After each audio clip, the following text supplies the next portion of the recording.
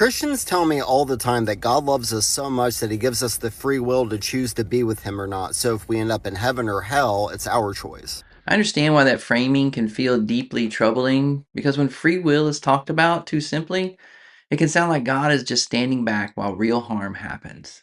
But historic Christianity has never said that God is indifferent to evil or to the suffering of victims. But every single time that I see a pastor has been arrested for hurting children, I'm thinking, this person used their free will to traumatize somebody into not believing anymore, and God's going to send that victim to hell. What you're describing is a real and painful situation and it deserves more than just a quick answer. Historic Christianity does not teach that God ignores trauma when he judges a person's heart. In the Christian view, God sees the full story. He sees the abuse, the damage it caused, the confusion, and the struggle that followed. The New Testament does not present God as condemning someone for being wounded or for wrestling honestly in the aftermath of harm. It speaks to judgment in terms of the heart's posture towards truth and light. And Christians have long believed that God is perfectly just and perfectly aware of what each person has actually faced.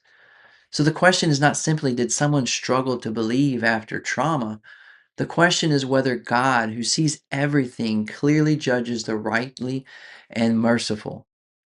And historic Christianity has consistently said yes.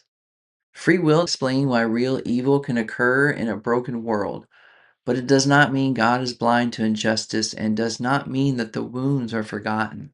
The heart of Christianity is that God in Jesus steps into human suffering and takes evil seriously. That is why many Christians still trust him even in the hardest cases.